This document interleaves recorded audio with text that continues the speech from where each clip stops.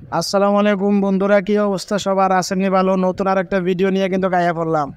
আমার আগের ভিডিওতে দেখাইছিলাম নবাব ফয়জুন্নেছার বাড়ি, আর হলো গেছিলাম লাকসাম রেলওয়ে স্টেশন। নবাব ফয়জুন্নেছার বাড়িতে তো গেছি, ঠিক আছে, তার বাড়ির ভিতরে কি জিনিস আছে আসবাব এটি তো দেখাইছি না। আজকের ভিডিওতে এই জিনিসটাই তুলে ধরার চেষ্টা করবো ইনশাল্লাহ। এখন কই আছি জানেননি? ওই ব্রিজ এইটা আর কি, কোনটা? লাকসামের হাতির ঝিল। যাই হোক, হাতির ঝিল ব্রিজ ক্রস করে সামনে যাইতে দেখে রাস্তাঘাটের অবস্থা বেশি ভালো না। মানে রাস্তার কাজ ধরছে সম্ভবত, আবার বৃষ্টি হওয়ার কারণে একটু কাদা কাদা ভাব আছে। তো তারপরে আমরা আইসা পৌঁছে গেলাম নবাব ফয়জুন্নেছার বাড়ির সামনে। এই যে দেখতেছেন নবাব ফয়জুন্নেছার বাড়ির গেট। তো গেটের সামনে দাঁড়াইয়া একটু সিনারি দেখে যখন ঢুকতে যাবো, তখন দিল বাধা। জিঙ্গা ভাই কই যার? আমি তো ভাই ভিতরে না যাইতেছি। ওই ভিতরে যাইতে হলে তো টিকিট লাগবো। আমি কমা কি কন, এটা ভিতরে যাইলেও টিকিট লাগবো? কয় হ। আমি কই কত? কয় 20 টাকা। আমি কই ভাই দেন তেল আর কিতা করিয়াম। তারপরে ক্যামেরাম্যানটা করলাম ভালো করে টিকিটের ছবিটা তোল, বড় 20 টাকা দিয়ে টিকিট কিনছি। তারপরে আস্তে আস্তে ভিতরে ঢুকলাম। টিকিটের ডিজাইনটা কিন্তু সত্যি কথা অনেক সুন্দর, মানে ভালো লাগছে নিজের কাছে আর কি। তারপরে ঢুকে আমরা আশেপাশের কিছু ভিডিও নিয়ে নিলাম, নিজেরও কিছু ছবি টবি তুলে লইলাম। বাইরের পরিবেশটা মোটামুটি সুন্দর আছিল, বাড়ির বাইরের অংশটা আর কি। তারা অল্প কিছু ফুল লাগাইছে, মনে হয় পুরো জায়গাতে ফুলের বাগান টাগান করতে পারে, এরকম পরিবেশ দেখলাম। বাগান টাগান করলে দেখতে খুবই ভালো লাগবে, আমার কাছে মনে হয় খুবই সুন্দর লাগতে পারে। চারপাশে ফুল, আর ফুলের মাঝখানে দেখা যাইতেছে এত সুন্দর বিল্ডিং। তো সবাই মিলে আমরা আস্তে আস্তে ভিতরে প্রবেশ করা আরম্ভ করলাম। তো প্রবেশ করার পরে ডাইন দিকে তাকাই দেখি নবাব ফয়জুন্নেছা জমিদার বাড়ি জাদুঘরের একটা বড় ইতিহাস এখানে উল্লেখ করা আছে। এটা হালকা কিছু পড়লাম, ফইরা যখন ভিতরে প্রবেশ করলাম মানে অন্দর মহলে যাইয়া দিই ইয়া লম্বা একটা খাট। খাটটা আমার কোমরের থেকে উপরে।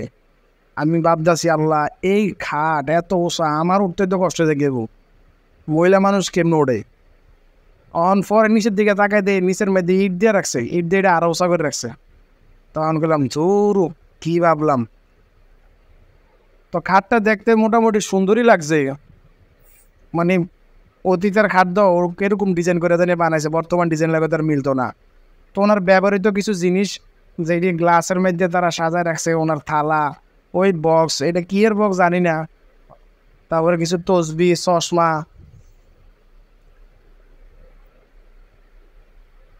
ড্রেসিং টেবিলও আছে, যেটার মধ্যে হয়তো বা চেহারা টেহারা চাইতো, বাতের প্লেট সম্ভবত এগুলা।